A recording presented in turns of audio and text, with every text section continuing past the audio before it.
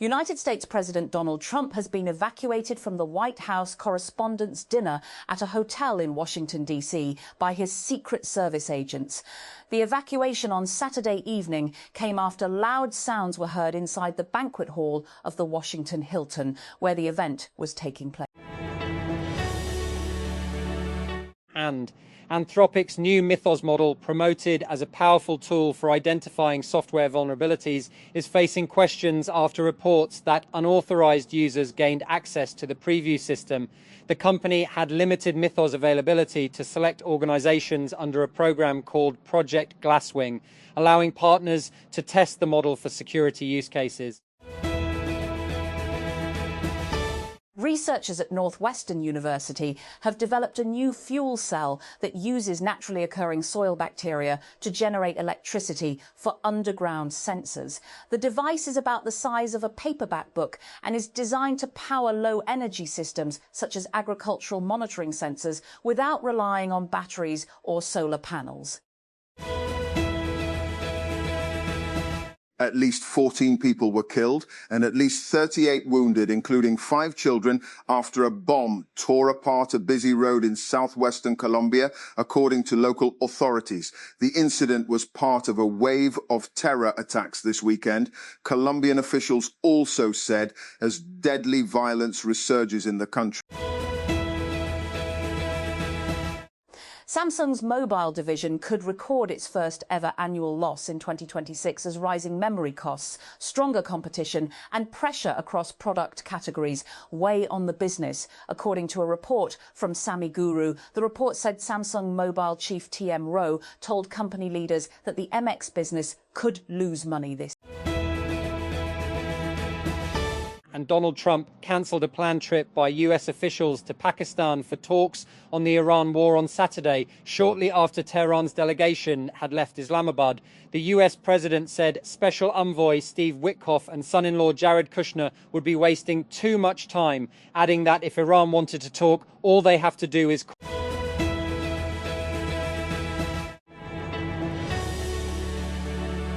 and at least 7 people were killed and 20 were wounded following a suspected explosive attack in the southwestern province of Cauca, Colombia, according to regional authorities. Governor Octavio Guzman said that an explosive was detonated on the Pan American Highway in the El Tunal sector of Quijibio on Saturday. He condemned what he called an indiscriminate attack against the civilian population. In a recent experiment, Anthropic created a classified marketplace where AI agents represented both buyers and sellers, striking real deals for real goods and real money. The company admitted this test, which it called Project Deal, was only a pilot experiment with a self-selected participant pool of 69 Anthropic employees who were given a budget of $100 paid out via gift cards to buy stuff from their co-workers. Scientists have discovered dinosaur footprints along South Africa's coastline, offering new evidence that dinosaurs continued to live in southern Africa long after massive volcanic eruptions reshaped the region around 182 million years ago. Southern Africa is known for its rich fossil history, particularly in the Karoo Basin. However, after widespread lava flows covered much of the basin, the fossil record becomes noticeably quiet during the Jurassic period.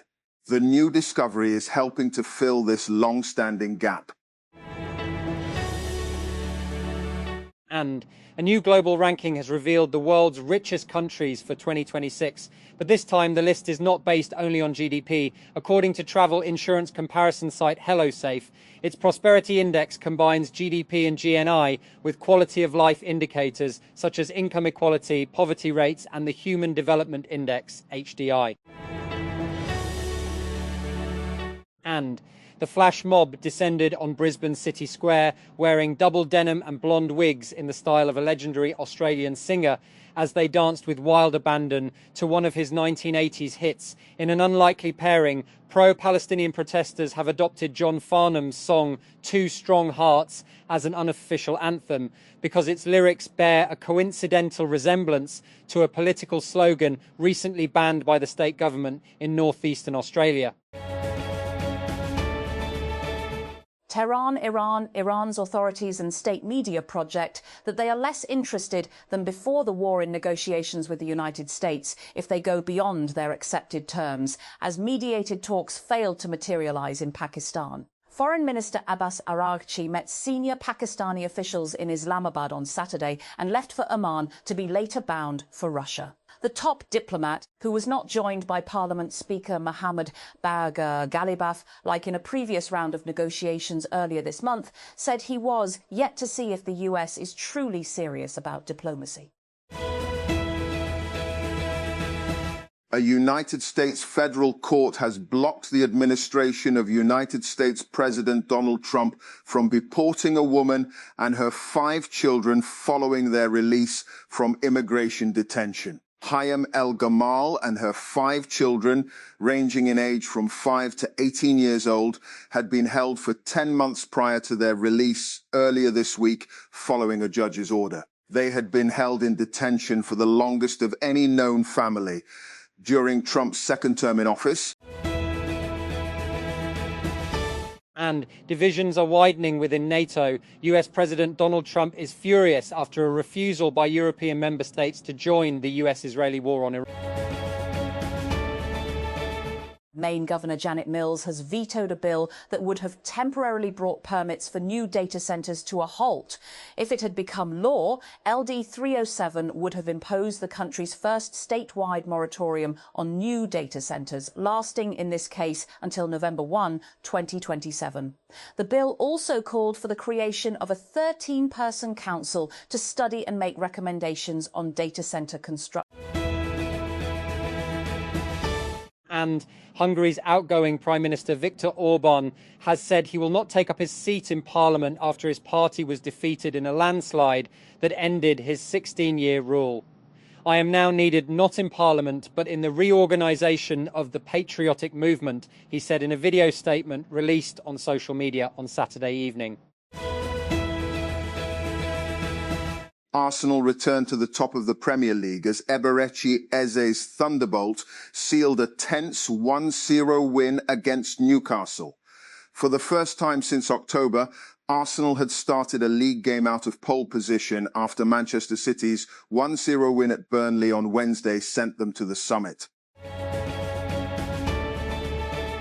United States President Donald Trump has announced that his envoys would not be traveling to Pakistan for talks with Iranian officials after Foreign Minister Abbas Araghchi left the country.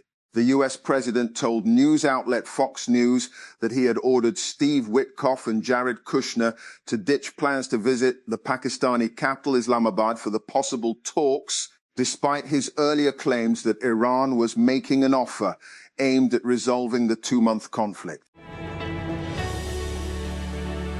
Hours after an Iranian delegation departed Islamabad, Prime Minister Shehbaz Sharif on Saturday spoke with Iranian President Masoud Pezeshkian and said that Pakistan was committed to serving as an honest and sincere facilitator. In a post on the social media platform X, PM Shehbaz said that he had a warm and constructive call with the Iranian president on the evolving regional situation.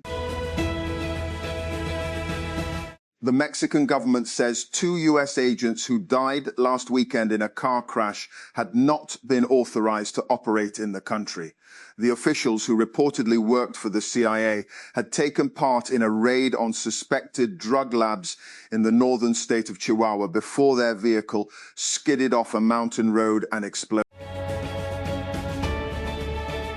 And human rights groups in Venezuela have criticized interim President Delcy Rodriguez for saying a scheme to release political prisoners was coming to an end. Having been in place for just 9 weeks, nearly 500 political prisoners have been released under the amnesty law brought in by the country's National Assembly. Prisoner rights group Foro Penal says, but many more are thought to still be in jail.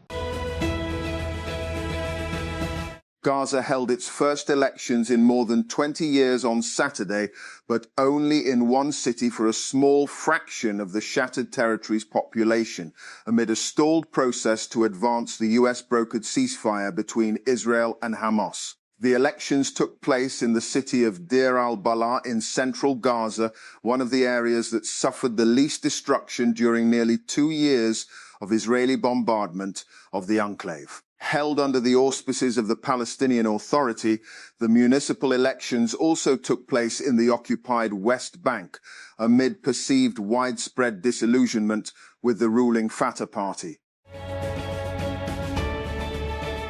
Deir el-Balah, Gaza, early this morning, Salama Badwan, his wife and daughter, headed to a polling station in Deir el-Balah, central Gaza, to participate in the municipal elections, which are taking place for the first time since 2006. The 43-year-old said he was delighted to be casting a vote after such a long absence and overjoyed that his daughter, who recently turned 18, could vote for the first time in her life. And the Mexican government has said 2 federal agents from the United States killed in a car crash in connection with an anti-narcotics raid, widely reported to be CIA officers, were not authorized to operate on Mexican territory. Mexico's security cabinet said in a statement on Saturday that one of the US citizens had entered the country as a visitor and the other on a diplomatic passport. And in a letter to the residents of Tumbler Ridge, Canada, OpenAI CEO Sam Altman said he is deeply sorry that his company failed to alert law enforcement about the suspect in a recent mass shooting. And after police identified 18-year-old Jesse Van Rootselaar as a suspected shooter who allegedly killed 8 people, and the Wall Street Journal reported that OpenAI had flagged and banned Van Rootselaar's ChatGPT account in June 2025 for describing scenarios involving gun violence. And the company staff debated alerting police, but ultimately decided against it, eventually reaching out to Canadian authorities after the shooting. That Islamabad. The capital administration on Saturday night allowed all types of public and goods transport to enter the city, while also revising business timings. The administration said all bus stands across the city were operational, except Faizabad. It said that the Faizabad bus terminal would remain closed until further notice. And 31 sloths planned for a new slothnarium in Florida died before the attraction's planned opening, authorities have found. The mammals were planned to be showcased at a permanent public exhibit at Sloth World in Orlando, set to open this spring.